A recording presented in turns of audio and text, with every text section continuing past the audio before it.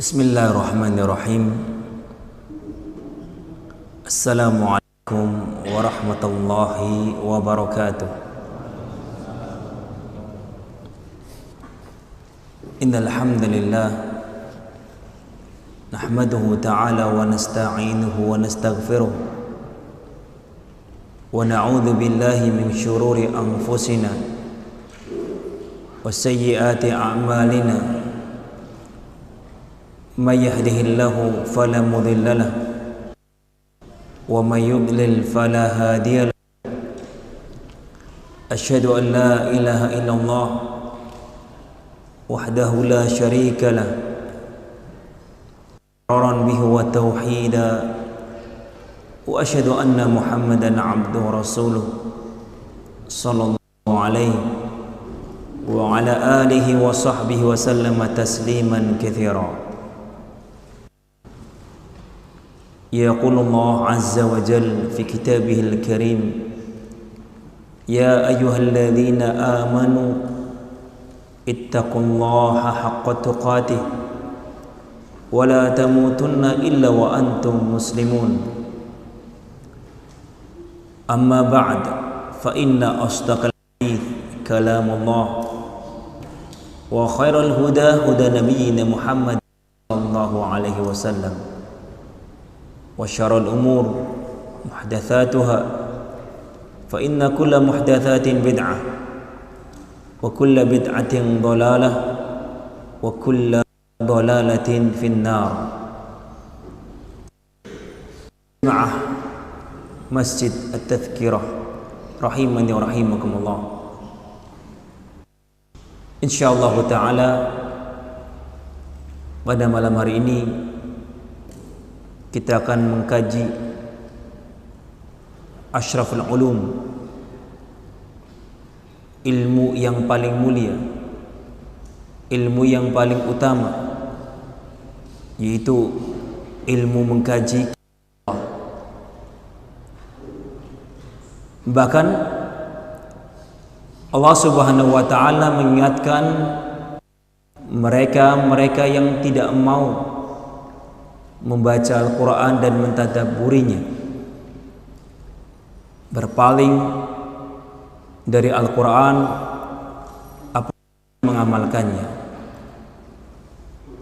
Allah Subhanahu wa ta'ala berfirman, "Wa man a'rada 'an dzikri fa inna lahu ma'ishatan dhanka syurru yaumal qiyamati a'ma qala rabbi lima hasyartani a'ma wa qad kuntu basira qala kadzalika ayatuna fanasitaha wa kadzalika al-yawma tunsa." Unzuru, Allah Subhanahu wa ta'ala mengingatkan kita semua hambanya dengan firman-Nya, "Wa man a'rada 'an dzikri fa inna lahu ma'isyatan." Barang siapa yang dia berpaling dari az-zikr Al-Quran, fa inna lahu ma'isyatan dhanka, maka baginya kehidupan yang sempit. Allah mengancam orang-orang yang berpaling dari Al-Quran, dia akan mendapatkan kehidupan yang sempit. Fa inna lahu ma'isyatan dhanka wa nahsyuruhu yaumal qiyamati a'ma. Ternyata hukumannya bukan cuma sekedar kehidupan yang sempit, bahkan wa nahsyuruhu yaumal qiyamati a'ma. Kami akan bangkitkan orang-orang yang berpaling dari Al-Quran dalam keadaan dibangkitkan dalam keadaan buta. Allah akan bangkitkan orang-orang yang dahulu berpaling dari Al-Quran, dibangkitkan dalam keadaan buta. Kemudian mereka bertanya-tanya dan menangis kepada Allah. Qala rabbi lima hasyartani a'ma wa qad kuntu basira. Ya Allah, kenapa Engkau bangkitkan kami dalam keadaan buta, Padahal dahulu kami di dunia itu bisa melihat. Kenapa ya Allah? Maka Allah Subhanahu wa taala menyatakan, qala kadzalika atatka ayatuna fanasitaha wa kadzalikal yauma tunsa. Dahulu telah dibacakan ayat-ayat kami, tetapi kalian melupakannya, membutakan diri. Sudah tahu ada masjid, dibacakan Al-Quran, dikaji padanya Al-Quran, kalian seolah tidak melihat ada kajian, ada pembacaan Al-Quran, hadis-hadis Nabi alaihi salatu wassalam. Kalian membutakan diri di semua ini. Demikian juga pada hari ini kami lupakan. Ini hukuman bagi siapa? Bagi orang-orang yang berpaling dari Al-Quran. Allah akan bangkitkan di dalam keadaan buta.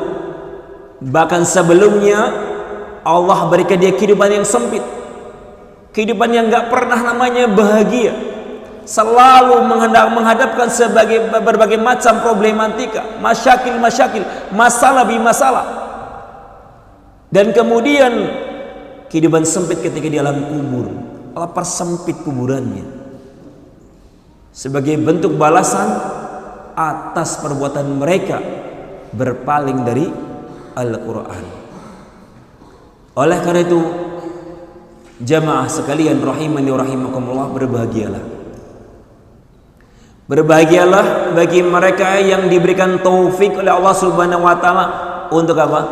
Duduk bersimpuh kurang lebih 1 jam untuk bisa mendengarkan ayat-ayat Allah dikaji, dan kemudian kita mentadabburinya, menghayatinya. Nabi alaihi salatu wasallam bersabda, khairukum man ta'allama al-Quran wa 'allamah. Luar biasa. Nabi alaihi salatu wasallam menyatakan predikat menjadi manusia terbaik itu nggak usah sulit-sulit. Nggak perlu kerja belajar menjadi S1, meraih S1, S2 atau S3, atau menjadi seorang pejabat, atau menjadi seorang pemimpin, lurah, bupati, gubernur, atau bahkan yang tertinggi presiden. Menjadi predikat manusia terbaik di sisi Allah, bukan di sisi manusia, itu gampang ternyata. Cukup apa? Khairukum man ta'allamal Qur'an wa 'allamah. Sebaik-baik kalian adalah orang yang mempelajari Al-Quran dan mengajarkannya. Ternyata Pak, menjadi manusia terbaik di sisi Allah itu sangat mudah. Cukup Bapak mengkaji Al-Quran, dan kemudian setelah kita memahaminya, telah kita mengilmuinya, diajarkan kepada yang lainnya. Makanya fabarakallahu yang masih muda-muda ini semangat. Semangatnya harus apa? Lebih daripada yang sudah tua. Alhamdulillah. Ma'ahid tahfidzul Quran, mahad ya yang dibuka untuk khusus pendidikan Al-Quran sangat banyak.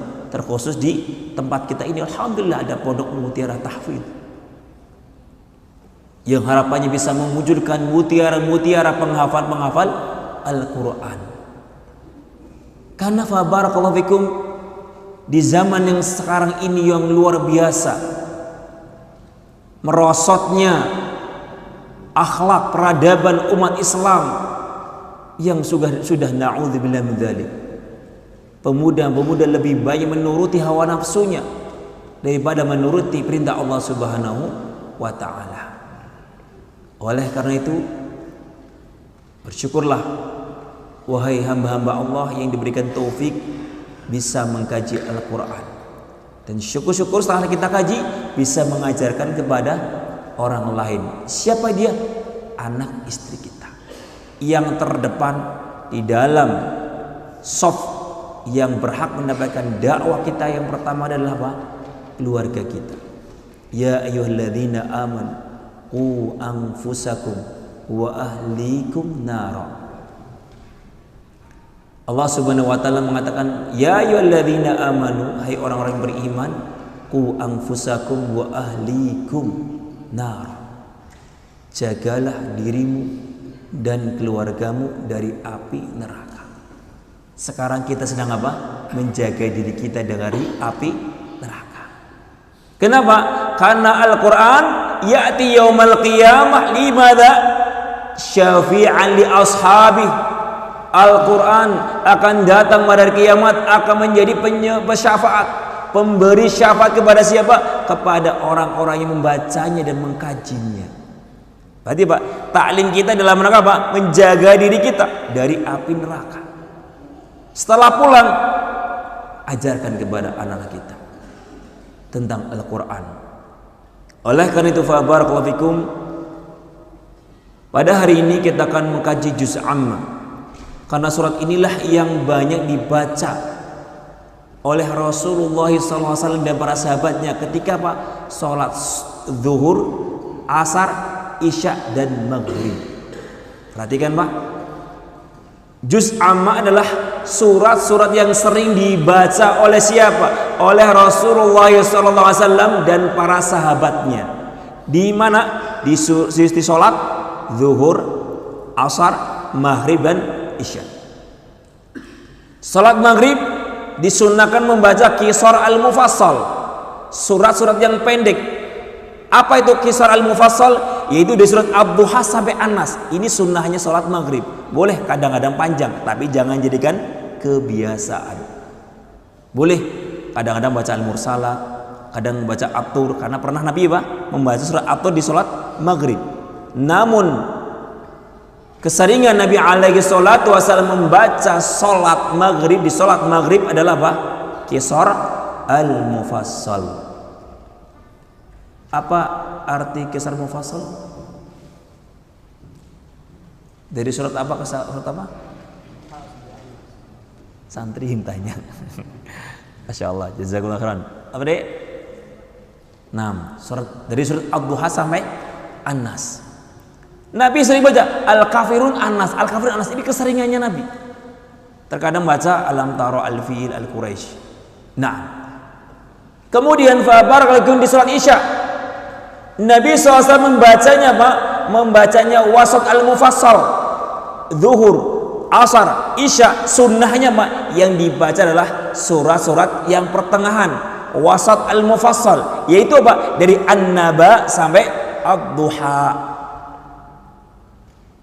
Ini sunnahnya. Kalau kita sholat zuhur Pak, baca Pak antara An-Naba sampai Ad-Duha. Pilih surat apa? At-Tin atau kemudian Al-Buruj atau At-Tariq. Yang penting apa? An-Naba, antara An-Naba sampai Ad-Duha.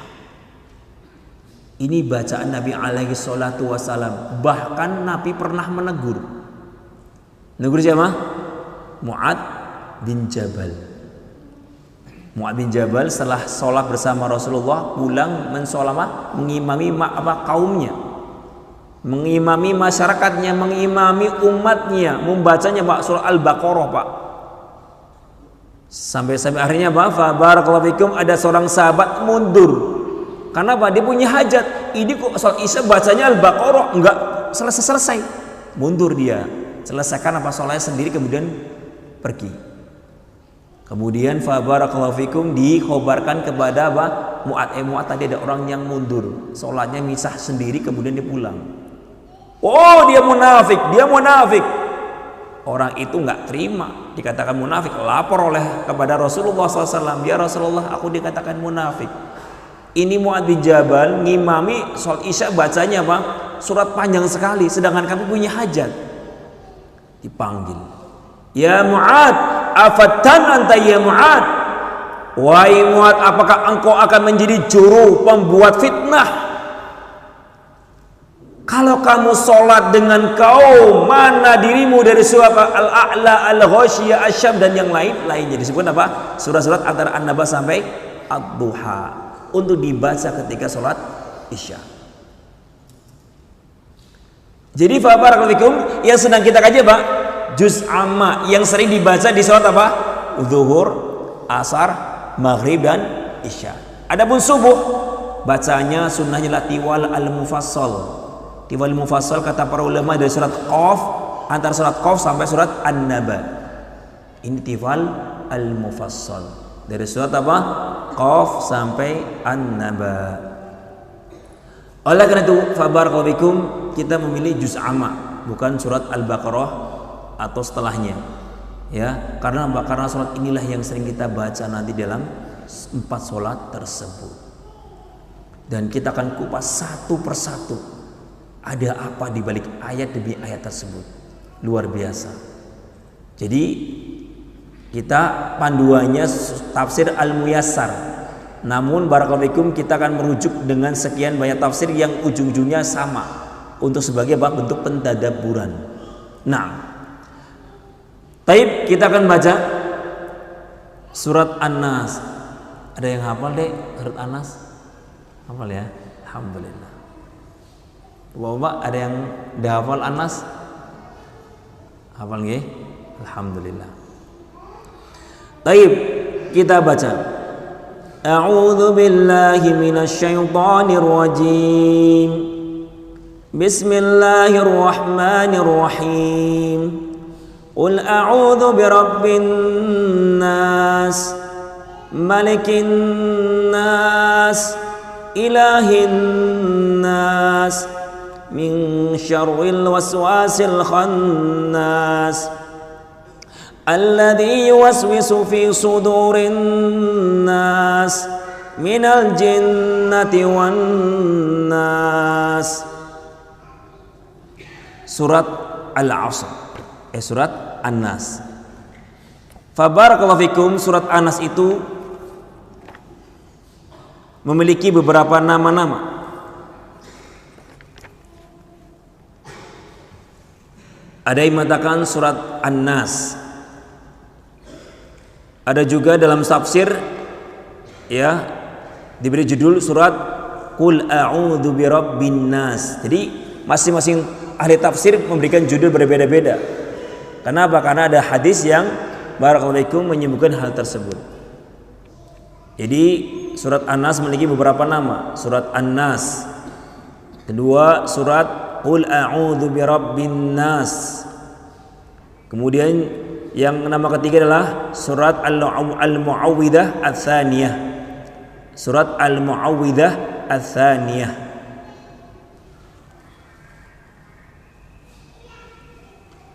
Kemudian fa barakallahu fikum, surat An-Nas adalah surat Makkiyah ala sahih. Pendapat yang kuat, surat An-Nas adalah Makkiyah. Al-Quran itu terbagi menjadi dua, surat Madaniyah dan surat Makkiyah. Apa bedanya dek Makkiyah sama Madaniyah? Antum siapa namanya? Hanafi Zaki. Taib Zaki, apa bedanya Makkiyah sama Madaniyah? Sudah dijelaskan belum? Sudah. Apa?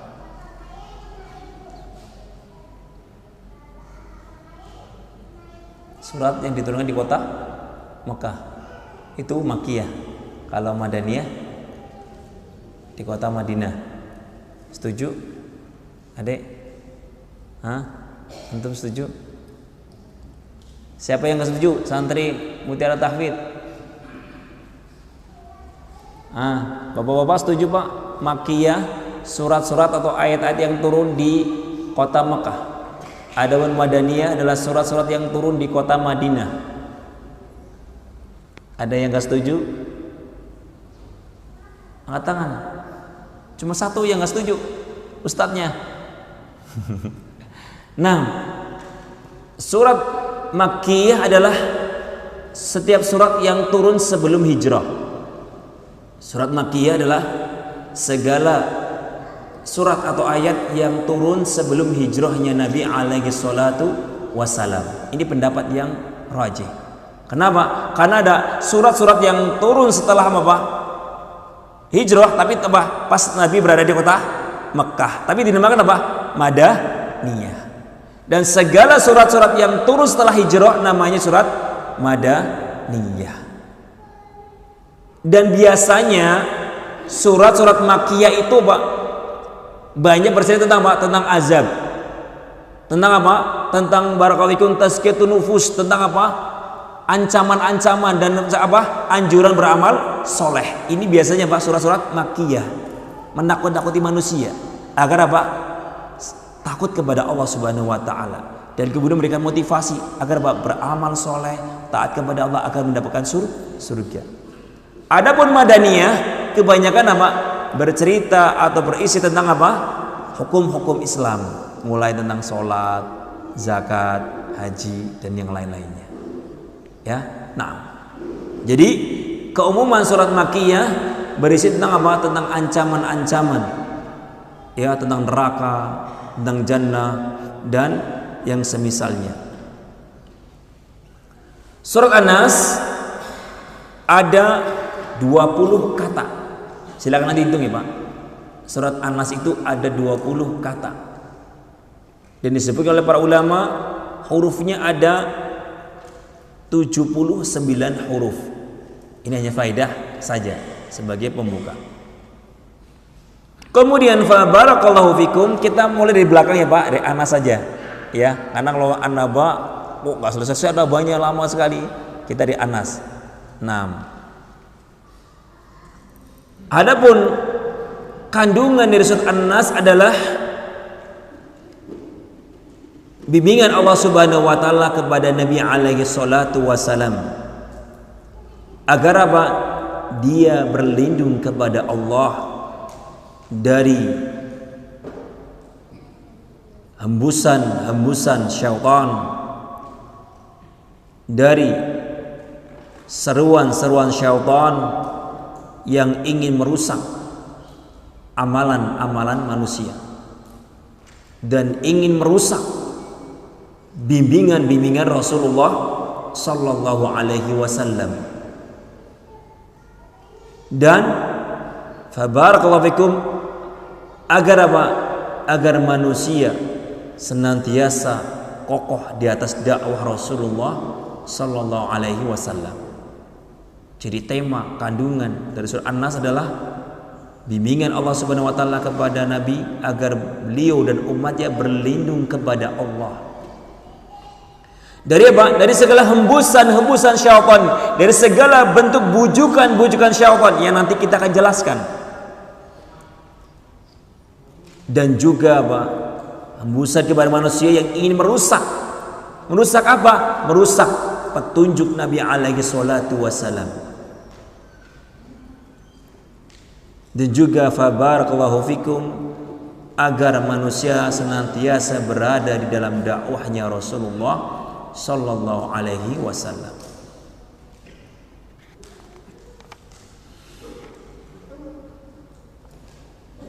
Kita mulai dalam surat atau dalam tafsir Al-Muyassar.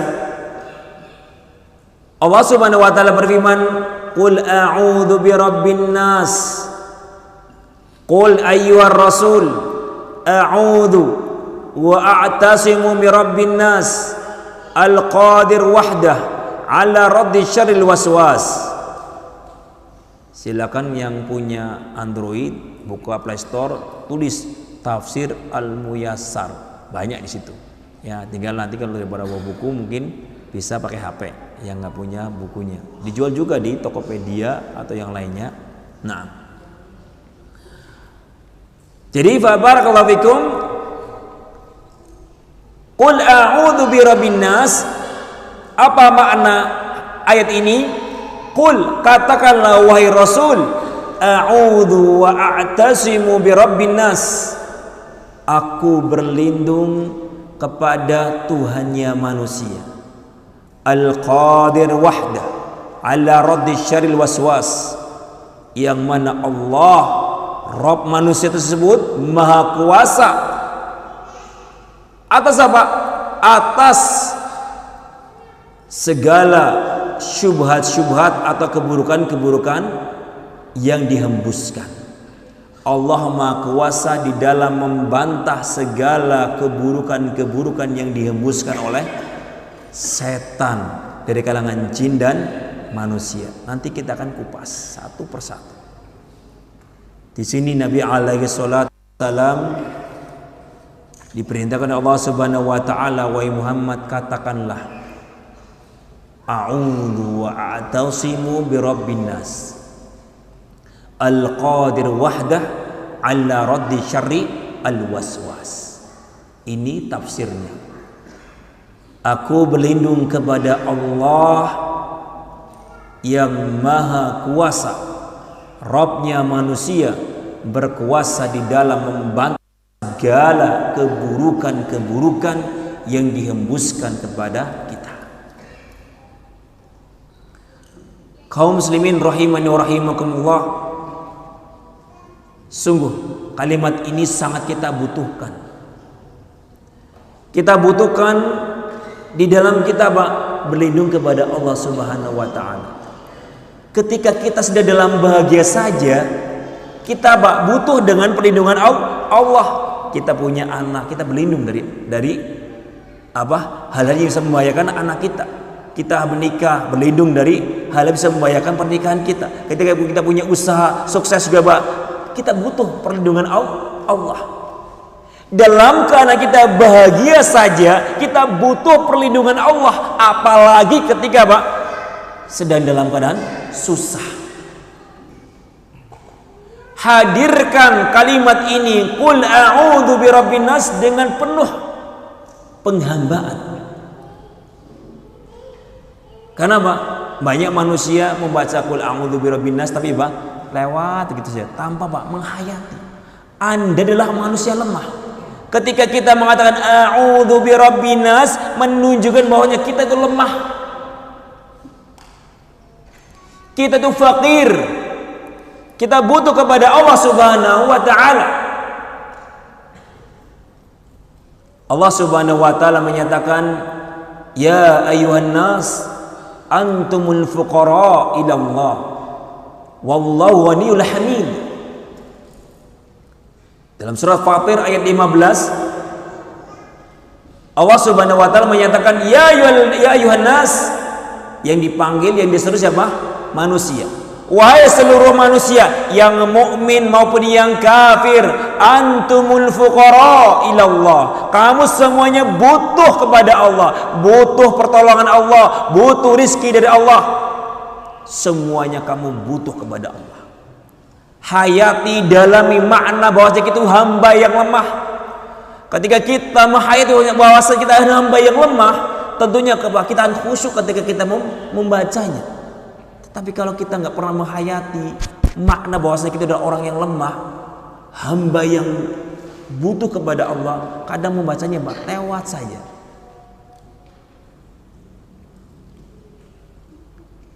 Allah menyatakan antumul fuqara ila Allah wallahul ghaniyyul hamid. Tetapi Allah dialah yang maha kaya dan maha muji. Apakah manusia ketika mendengar ayat ini semuanya paham dan kemudian sadar bahwasanya mereka adalah orang-orang yang lemah, butuh kepada Allah? Ternyata enggak, Pak. Ya. Ketika Allah mengingatkan kepada manusia, kamu adalah orang-orang miskin, butuh kepada Allah. Ternyata Pak, ada sebagian manusia kebalikannya. Mengklaim dirinya kaya, nggak butuh kepada Allah, justru Allah yang miskin. Ada manusia seperti ini ternyata. Buktinya, fabarakallahu fikum, dalam surah Al-Imran ayat 181. Perhatikan, Allah menyatakan tentang orang-orang Yahudi, innallaha faqirun wa nahnu aghnia. Subhanallah, lancang sekali orang-orang Yahudi menyatakan apa, Dek? Innallaha faqirun wa nahnu aghnia. Allah itu fakir dan kamilah orang-orang yang kaya. Subhanallah. Makhluk yang nggak tahu diri adalah orang-orang Yahudi. Lupa daratan. Lupa siapa yang menciptakan mereka. Lupa kepada siapa mereka harus menghadap nanti. Hati-hati. Dan ternyata Pak, di antara kita dari umat Islam ada yang seperti ini keadaannya, tidak butuh kepada Allah. Sebagaimana surat, tebak antum ya, surat apa ini? Ya. Kalla innal insana la yadgha ar-ra'ahu istaghna. Nah. Anak-anak tafid harus tahu. Masih juz ama ini deh. Siapa tuh belakangnya antum? Antum? Enggak, antumnya nengok. Antum, iya. Surat apa? Kalla innal insana la yabgha ar-ra'ahu istaghna. Ya subhanallah. Ini ada Pak mental-mental yang seperti ini di tengah-tengah kaum muslimin. Surat apa tadi? Al-Alaq. Ahsanta, masya Allah. Ayat berapa? Ayat 5 sampai 6. Kalla, tidak. Ternyata Pak, ada manusia la yadgha, melampaui batas. Ar-ra'ahu istaghna, menganggap dirinya Pak kayak enggak butuh dengan Allah. Sehingga Pak, ketika dia sukses enggak butuh namanya syukur. Ketika dia miskin, kena bencana, bukan kembali kepada Allah, kembali Pak kepada makhluk, kepada dukun, kadang kepada binatang, naudzubillah, kepada Pak kiai-kiai yang dianggap sebagai Pak ini binatang, sapi, jadikan kiai. Hai manusia, baca qul a'udzu birabbin nas.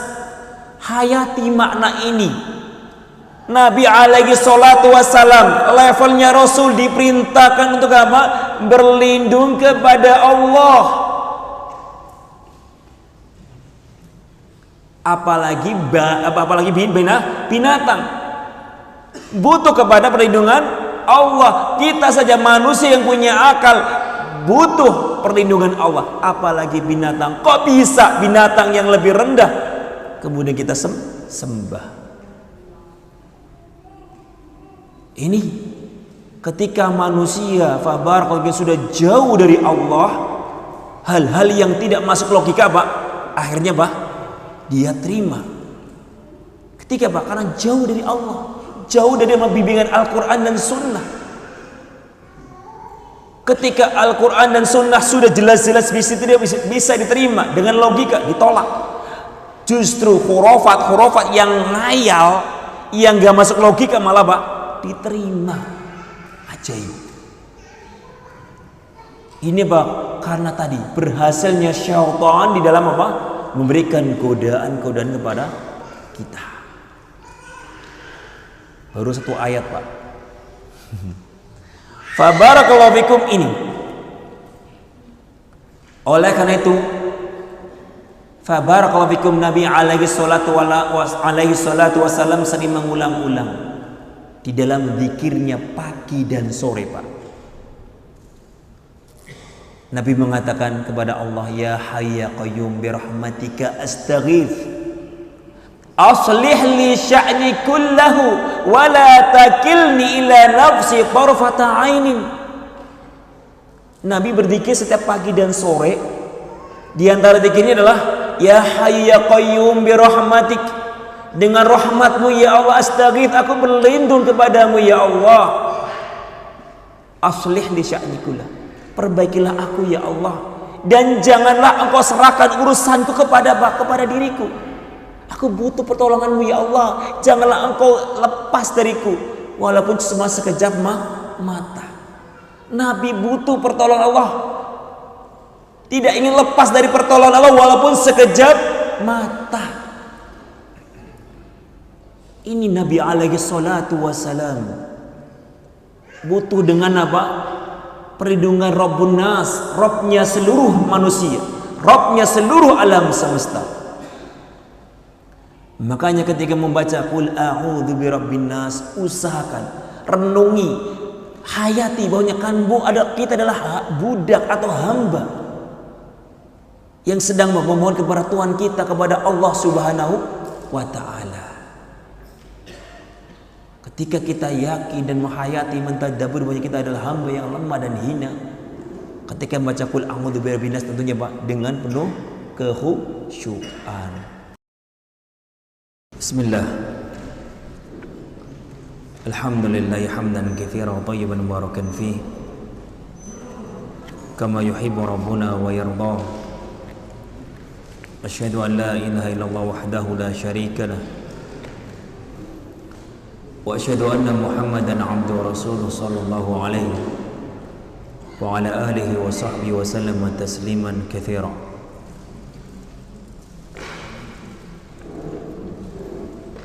Allah Subhanahu wa taala berfirman dalam surat An-Nas ayat yang kedua, Malikin Nas, yakni Malikin Nas al-mutasarrif fi kulli syu'unihim al-ghani anhum. Malikin Nas adalah rajanya manusia yang menguasai manusia, al-mutasarrif yang mengatur fi kulli syu'unihim segala urusan manusia, al-ghaniyun anhum yang mana Allah enggak butuh dengan mereka.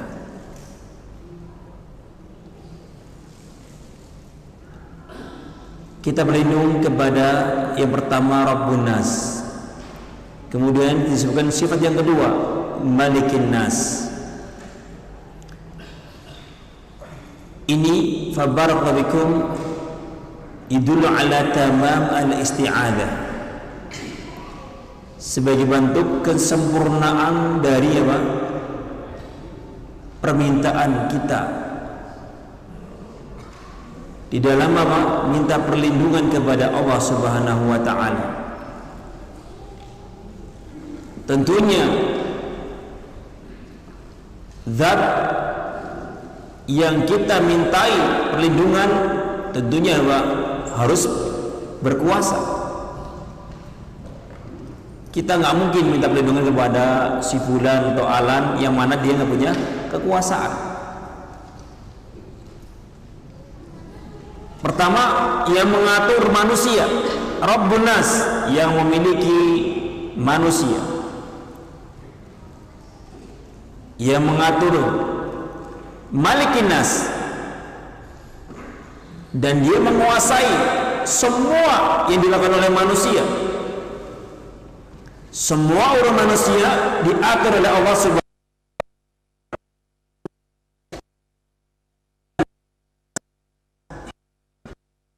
ilahi.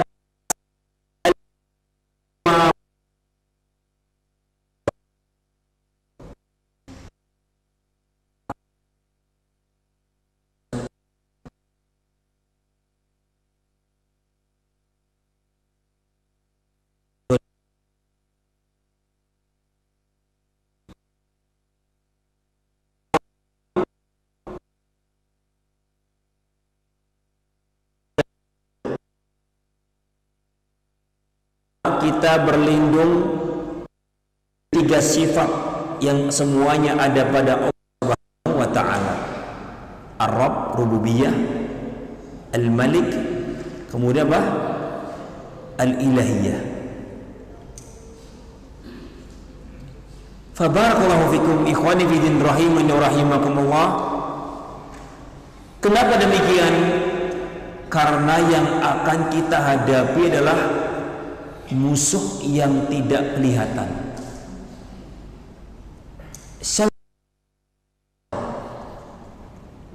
Dalam surah Al-Falaq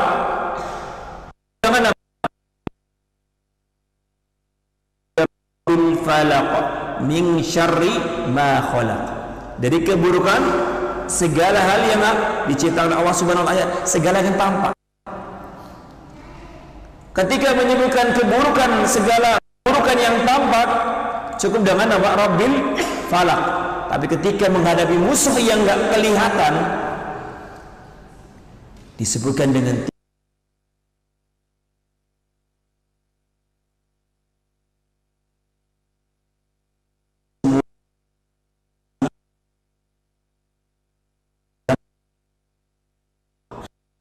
Nas, yang kalian mintai perlindungan adalah penguasa, kekuatan. Kemudian ilahin nas, dan ketika tahu Fabarakallahu fikum, dialah Rabbun Nas, Malikin Nas. Tidak boleh kalian apa? Beribadah, berdoa, minta perlindungan kepada selain Allah. Fahimtum? Nah, jadi fabarakallahu fikum, ketika menghadapi sesuatu yang tidak tampak, ketika seorang mukmin betul-betul imannya sempurna, selalu kembali kepada Allah. Tetapi berbeda dengan kaum manusia, orang-orang Islam ketika menghadapi gangguan-gangguan yang tidak tampak, malah justru kepada selain Allah. Digoda jin, digoda setan, diteluk, disihir, dijampi-jampi. Ternyata ketika mereka menghadapi musuh yang seperti ini yang tidak nampak, kembalinya bukan kepada Rabbun Nas, Malikin Nas. Justru malah mereka berbuat syirik. Kenapa demikian? Karena tidak ada keyakinan bahwasanya Allah adalah Rabbun Nas. Gak ada keyakinan bahwasanya Allah Malikin Nas. Semua yang ada di muka bumi ini semuanya dalam pengaturan Allah. Kecil semuanya di sisi Allah Subhanahu wa taala. Hanya saja Allah ingin melihat sejauh mana keyakinanmu kepada Allah ketika kena sihir atau ketika kena yaitu barangkali kesurupan atau gangguan yang lainnya. Ternyata betul, ketika manusia menghadapi gangguan musuh yang tidak tampak, baik yang mengganggu dirinya, keluarganya, atau mengganggu rumahnya, justru malah kembali kepada kepada selain Allah. Datang ke dukun, datang sama segala bentuk kesyirikan yang nggak masuk logika diterima, seolah-olah itu bisa menguasai dan bisa menolak bala. Kasih kembang di tiap pojoknya, kasih barakallahu fikum surat-surat yang barakallahu fikum yang dianggap bisa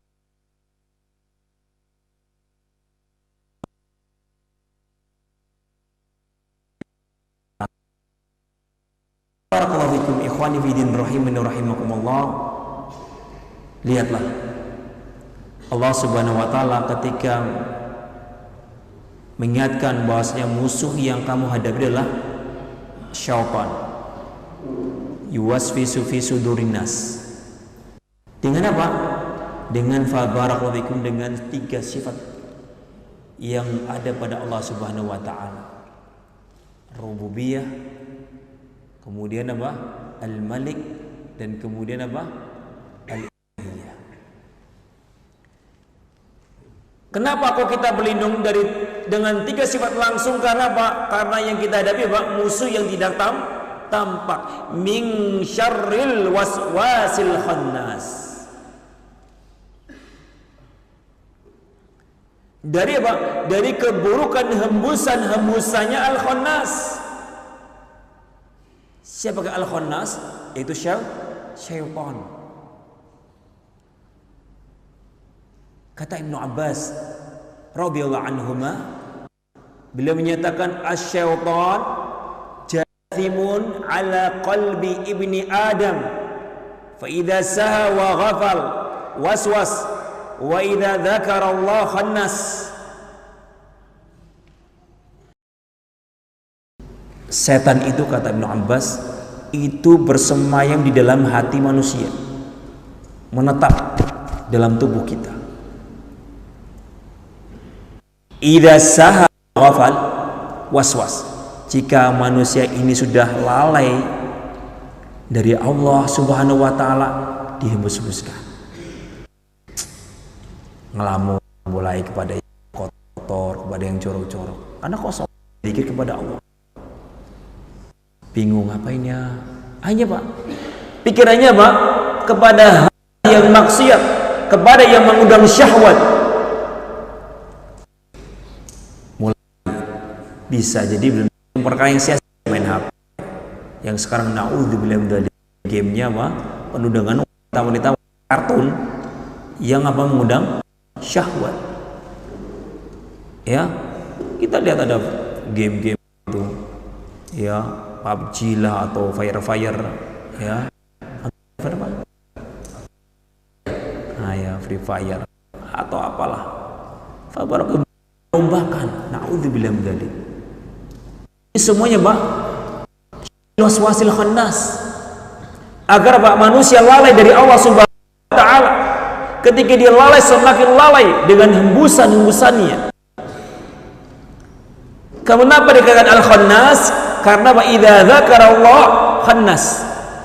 Jika hati itu langsung ingat Allah, langsung dia lari. Khannas artinya kabur. Ini setan. Kapan manusia ini melamun, kosong dari zikir kepada Allah, kosong dari mengingat Allah, datang dia, menggoda, mengembuskan. Terus ketika dia ingat Allah, istighfar, ingat Allah, berzikir, langsung dia kabur. Makanya barakallahu fikum di dalam hadis yang diriwayatkan oleh Al-Imam Al-Bukhari dan juga Al-Imam Muslim dari hadis Abu Hurairah,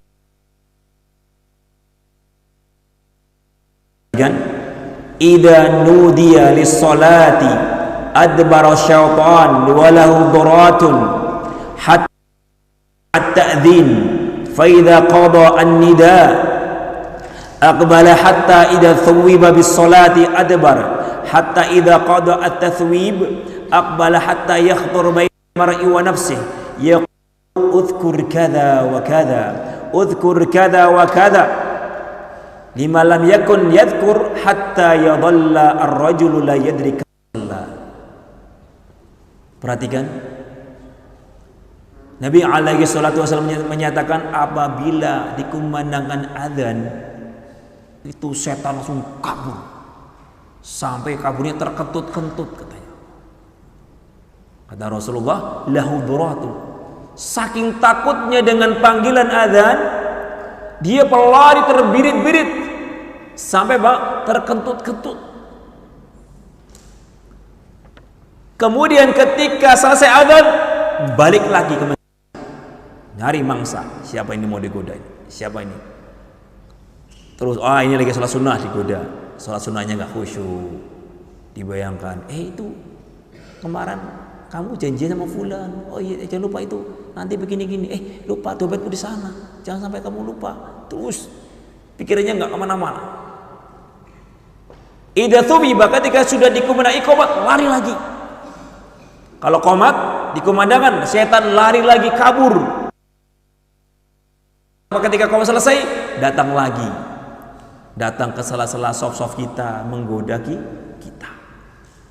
Sampai-sampai udhkur kada, jangan terlalu serius sholatnya. Coba ingat ini. Salat. Dompetku tinggal mana-mana.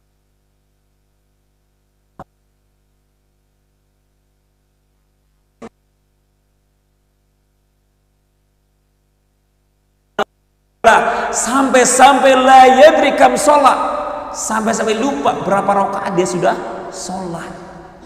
Ini luar biasa syaitan.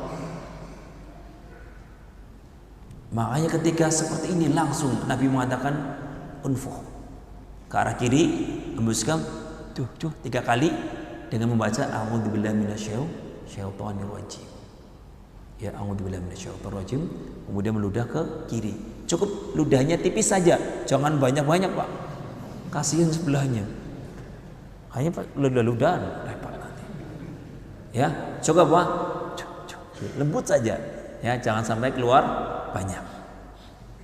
Fa barakallahu fikum, ini al-khannas, syaitan. Dan ini kita rasakan. Bahkan ini madhab yang nyeleneh, jangan ditiru ya Pak ya. Madhabnya Abu Hanifah. Kalau kamu lupa barangmu di mana, sholat 2 rakaat. Insya Allah ingat di mana barangmu berada. Untuk apa?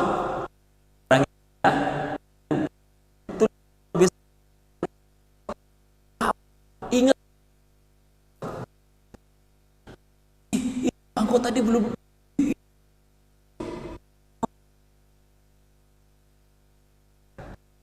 Abu Hanifah menganjurkan apa? Kalau kamu lupa, sholat 2 rakaat. Nanti setan akan kasih tahu. Jadi yang kasih tahu bukan Allah loh Pak, setan. Jadi barakallahu, ini jangan ditiru ya, bukan seperti itu. Sholat bukan untuk mengingat barang yang hilang, tapi mengingat Allah. Allah. Nah, fa barakallahu fikum. Ini min syarril waswasil khannas. Asyaitan fa barakallahu fikum sangat-sangat besar permusuhannya kepada kita. Ingat, fa barakallahu fikum, sekian banyak bentuk-bentuk apa? Kejahatan-kejahatan syaitan kepada kita. Di antaranya fa barakallahu fikum adalah yang disebutkan oleh para ulama.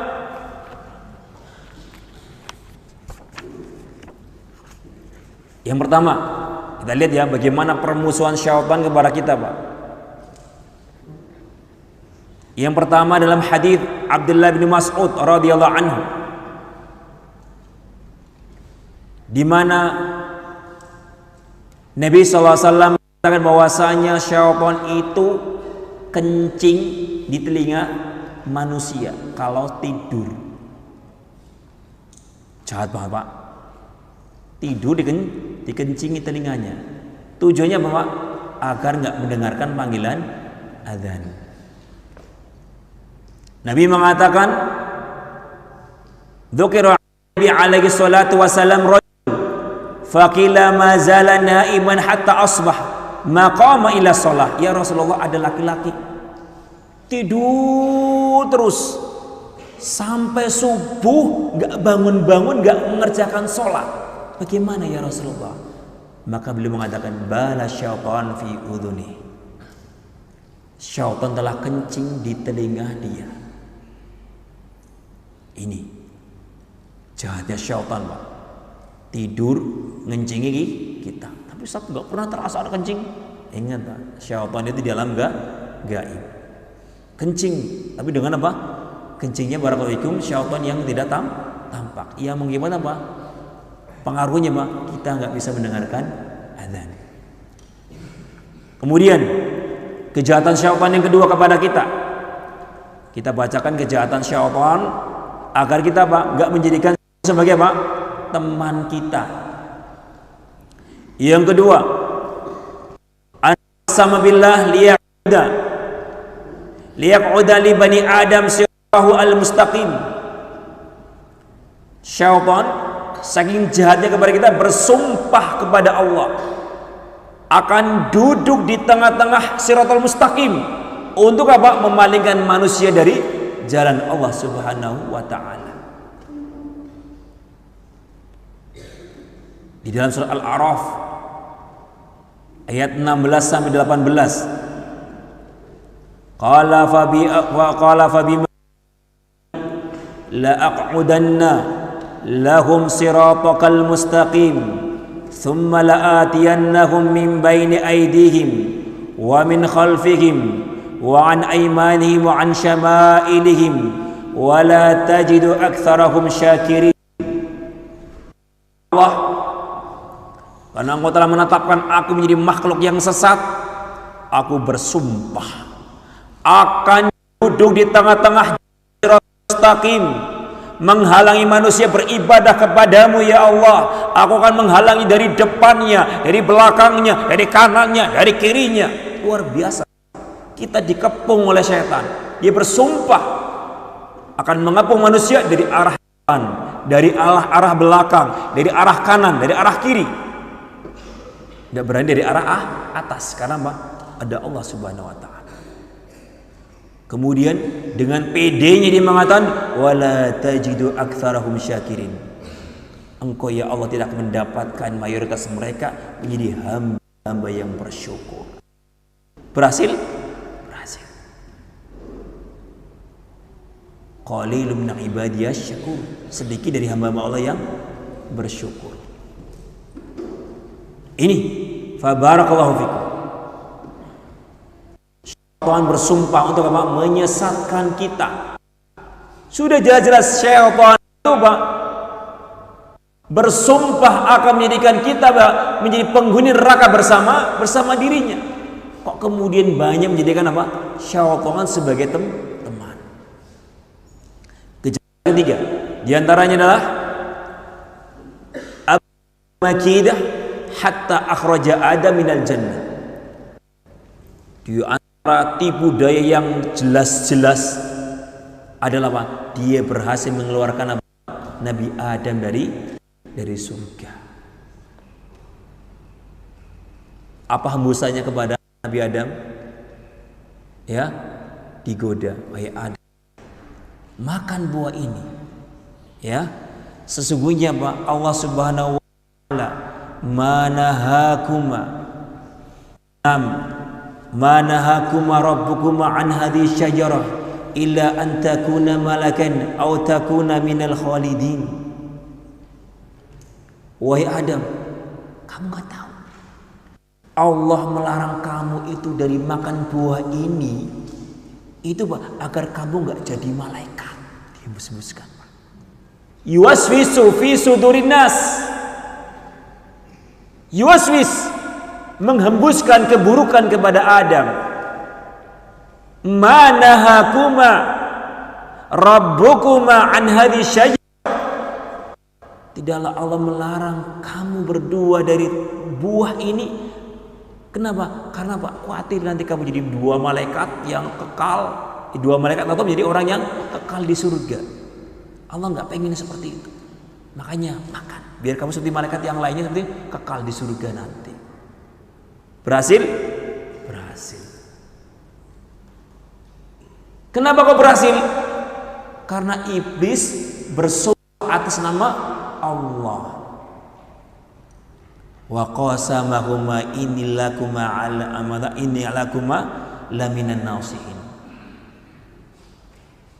Wah, ini kalau nggak pakai sumpah demi Allah, Adam nggak percaya nih. Demi Allah Adam. Wa qasamahuma, bersumpah atas nama Allah untuk meyakinkan inilah buruknya syaitan. Berani bersumpah atas nama Allah, tujuannya Pak, agar apa? Manusia yang ingin disesatkan tertarik. Bapak mau dapat rezeki? Iya. Udah Pak, tulis ayat-ayat. Tolong nanti dicuci dengan apa? Darah haid. Wah, nggak mungkin lah, ini syirik. Ada ayatnya kok. Nah, pakai ayat-ayat Allah. Tujuannya Pak, kok kemudian di dalam kesyirikan Pak disalah-salahi Pak ayat-ayat Al-Quran, zikir-zikir Al-Quran. Tujuannya Pak untuk menipu manusia. Wahai manusia, cukuplah apa yang terjadi kepada bapak kita Adam alaihissalam dan Hawa ibunda kita sebagai pelajaran bagi kita bahwa syaitan berani bersumpah, berani menggunakan ayat-ayat Allah untuk menyesatkan mereka. Apalagi kita.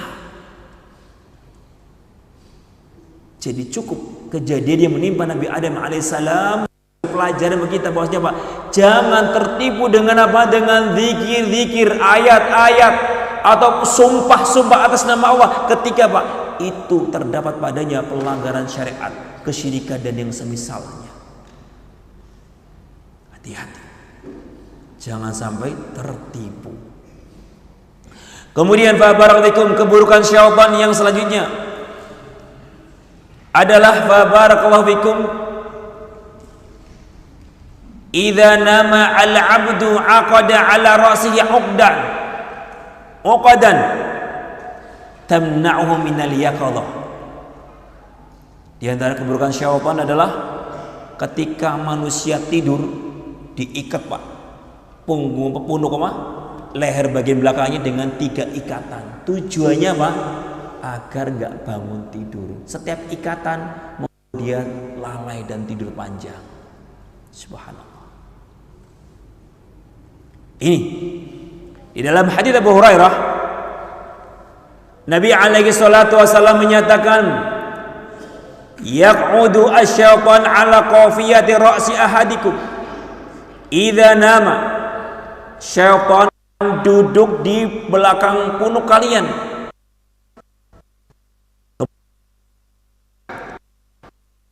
belakang kalian dengan apa? Salatha uqad, dengan 3 ikatan. Yadribu kulla uqadin yadribu kulla uqdatin alaika lailun tawilun. Setiap satu ikatan itu akan membuat engkau lalai dan tidur panjang. Urkut, urkut, kata syaitan. Tidurlah, tidurlah. Adzan, santai, masih malam, masih malam. Jam 8 masih pagi, santai. Terus sampai Pak, ada orang tidur sampai apa? Sampai jam 9 baru bangun. Luar biasa. Fa in istaiqadha fa dzakarallah in halat 'uqdatun. Ketika dia bangun kemudian dia berzikir, terlepaslah satu ikatan. Fa in tawadda'a in halat 'uqdatun. Ketika dia bangun salat zikir, berwudu, maka terlepaslah ikatan yang kedua. Fa asbahana, kemudian fa in shalla in halat 'uqdatun, dan ketika dia menunaikan salat maka terlepaslah ikatan yang terakhir, itu ikatan yang ketiga. Kemudian ketika sudah lepas, kata Nabi, fa asbaha nasyitan thayyiban nafs. Ketika orang itu bangun tidur, dia berzikir, alhamdulillahilladzi ahyana ba'da ma amatana wa ilaihi nusyur.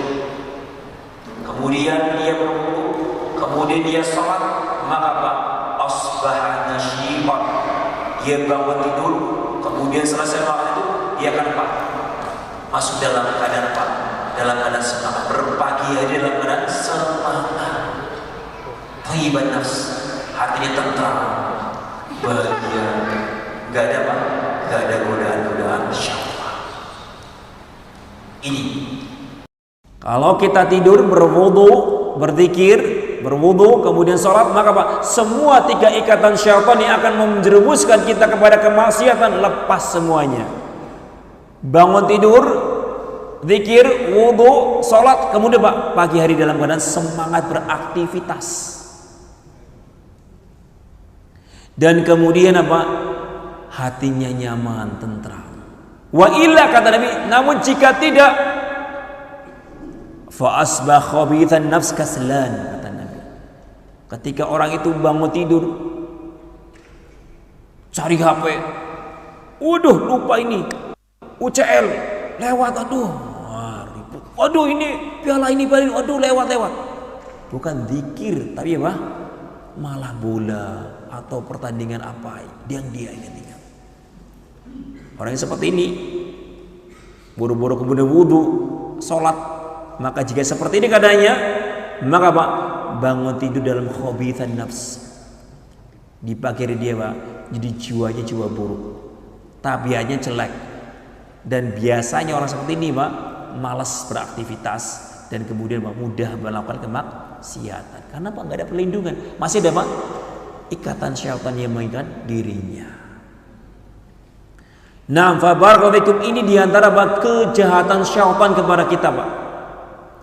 Oleh karena itu kita disuruh berlindung kepada Allah Subhanahu wa taala dari Pak, min syarril waswasil khannas alladzi yuwaswisu fi sudurin nas alladzi yabuthu asyarra wasyukuka fi sudurin nas.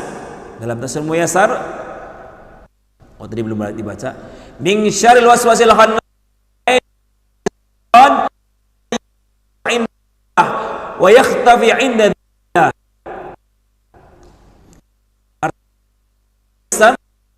ada syaitan, gangguan syaitan alladzi yuwaswis, yang menghembuskan godaan-godaannya indal ghaflah, ketika kita lalai, wa yakhtafik, dan dia bersembunyi inda dzikrillah, ketika dia ingat kepada Allah Subhanahu wa taala. Ini namanya al-khannas, alladzi yuwaswisu fi sudurin nas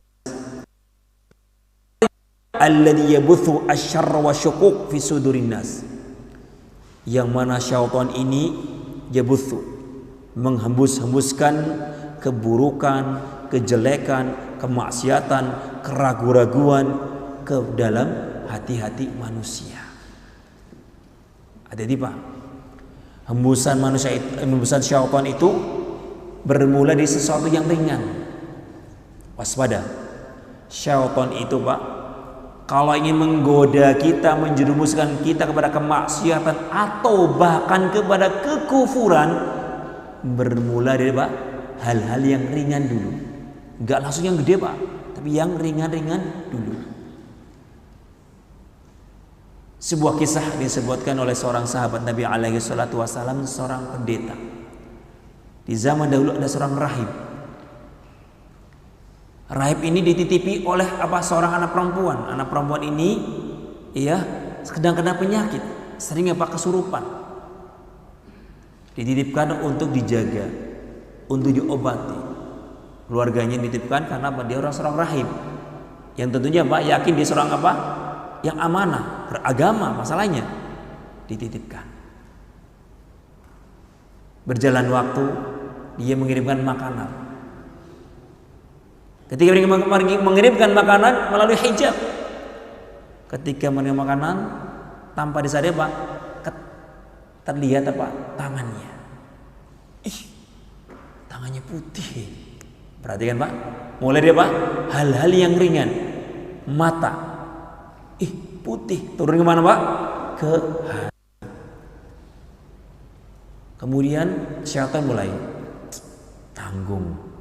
Gak apa-apa, masuk aja ke sana. Yang penting jangan dekat-dekat, tetap jaga jarak. Anggap aja dia corona. Kamu kan rahib, bisa jaga diri. Masa kamu? Iya betul. Dalam hatinya Pak, dia pasti kuat menghadapi perempuan ini, nggak tergoda. Masuk khulwah, berdua-duaan dengan perempuan tersebut. Setelah berdua-duaan, bertatap mata tentunya, bertatap mata. Mulai hatinya bergoncang, ternyata wajahnya cantik.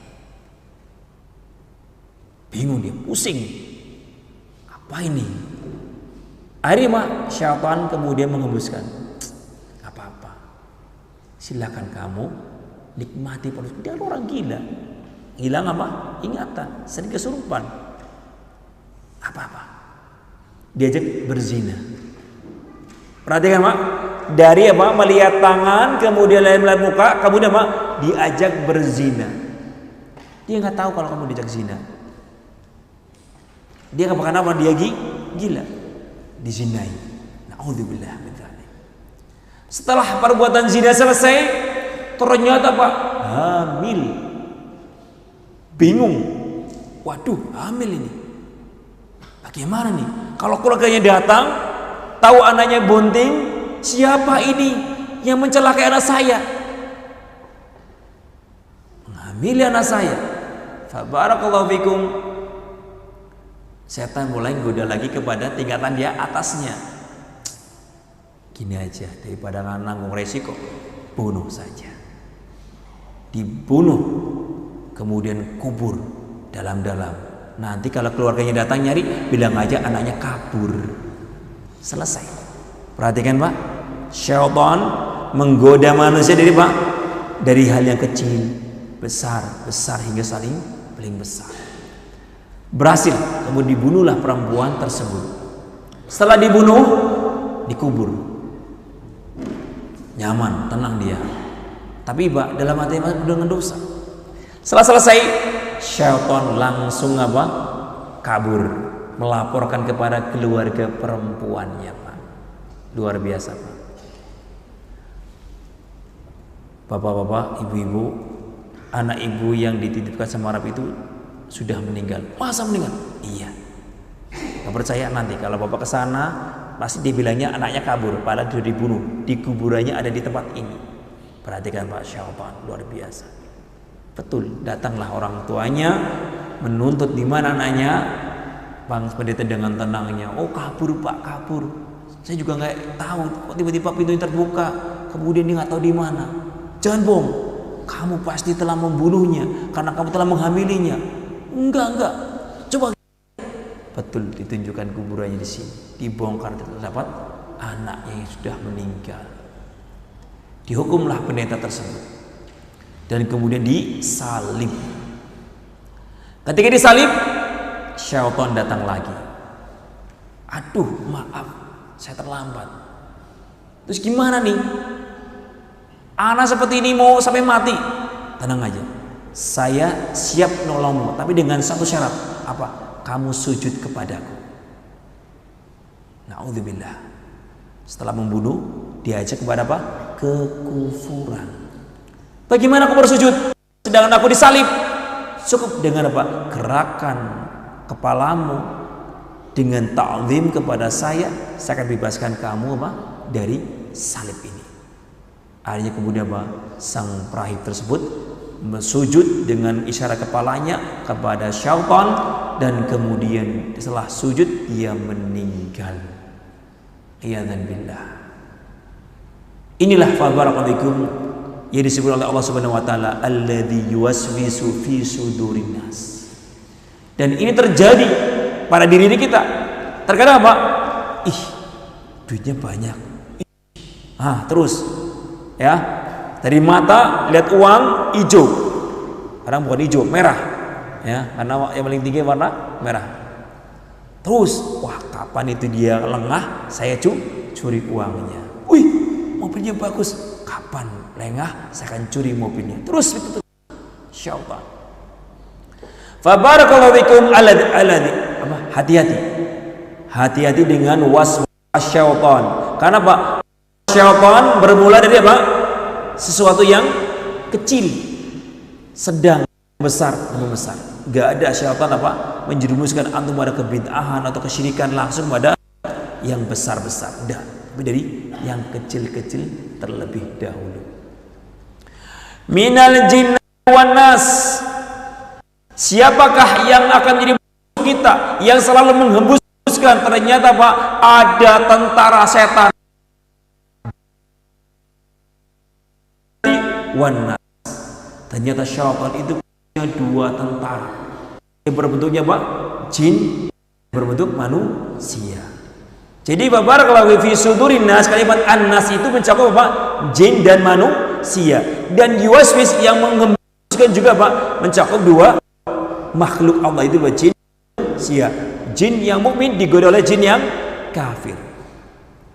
Dan juga jin yang kafir menggoda manusia. Dan yang menunjukkan hal ini adalah firman Allah Subhanahu wa taala, di mana Allah Subhanahu wa taala mengatakan wa kadzalika ja'alna likulli nabiyyin aduwan syayatinal insi wal jins yuhi ba'dhum ila ba'din zukhrafal qawli ghurura. Allah Subhanahu wa taala menyatakan wa kadzalika ja'alna likulli nabiyyin aduwan syayatinal insi wal jins. Demikianlah aku jadikan musuh-musuh bagi setiap para nabi setan-setan dari kalangan jin dan manusia. Yang yuhi ba'dhum ila ba'din zukhrufal qawli ghurura. Yang mana sebagian mereka yuhi, menghembuskan, menggoda sebagian mereka kepada sebagian yang lainnya, zukhrufal qawli ghurura, dengan perkataan-perkataan. Sehingga barakallahu, hati-hati. Ya. Inilah barakallahu surat An-Nas. Bahwasanya barakallahu kesimpulan dari apa yang telah kita kaji, faedahnya yang pertama adalah wujubul isti'adzah billah min syayatinal ins wal jins. Ini faedah yang pertama. Wajib kita minta perlindungan kepada Allah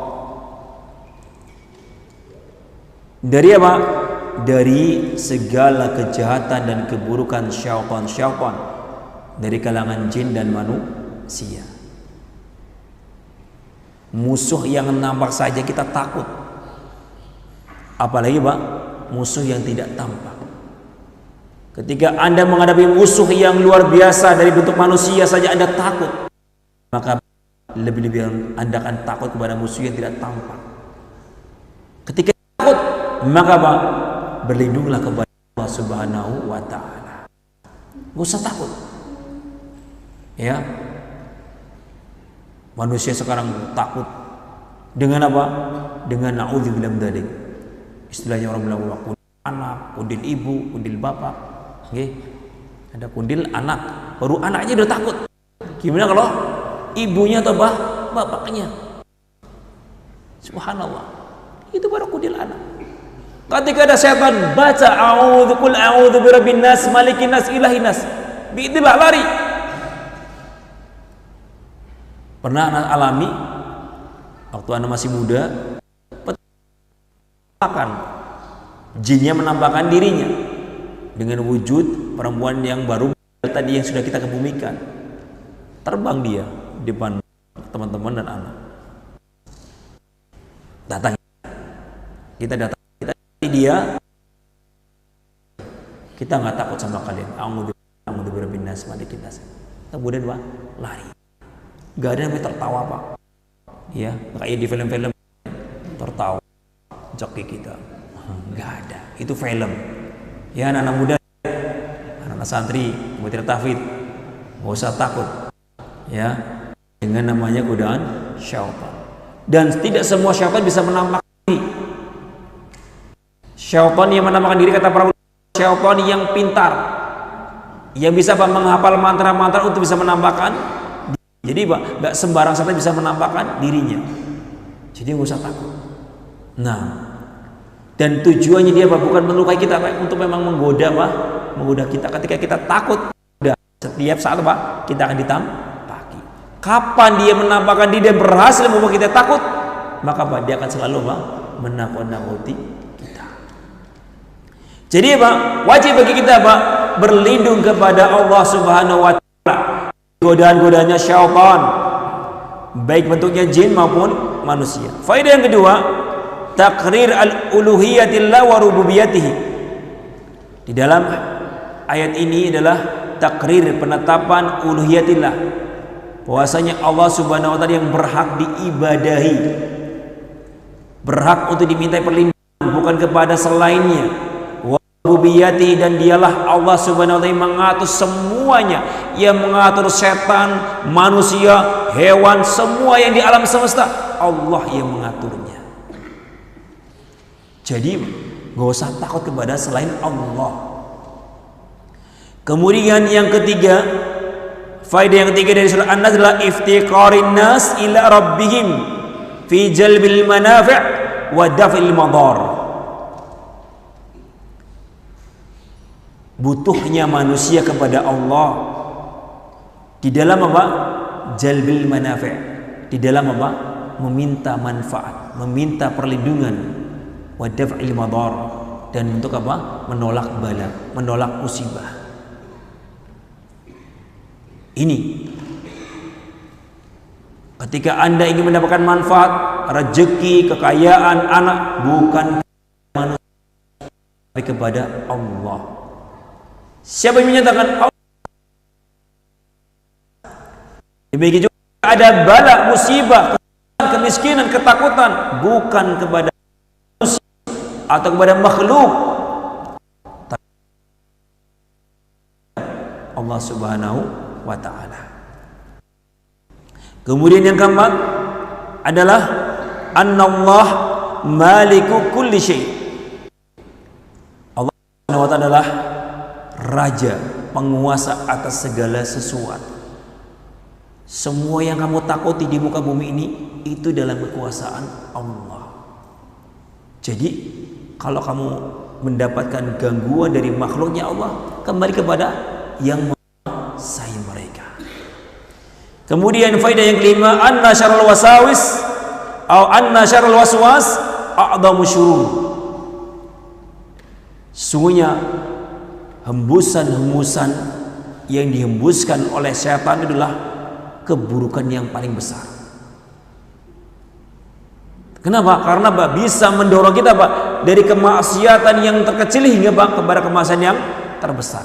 Jadi seburuk-buruk kejahatan adalah bentuknya hembusan-hembusan, godaan-godaan. Ini hati-hati. Kemudian yang keenam adalah anna syaitan aduun batinun la yadfa illa biluju ila Allah. Ingat bahwa syaitan adalah musuh yang tidak tampak. Sehingga bagaimana kita memeranginya? Dengan cara Pak, kita kembali kepada Allah.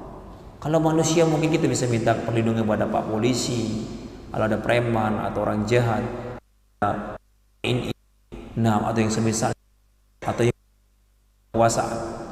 Kalau bentuknya manusia.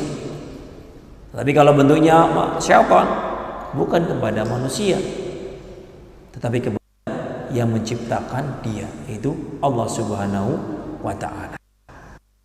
Semoga Assalamualaikum Anas ini ya dari apa yang telah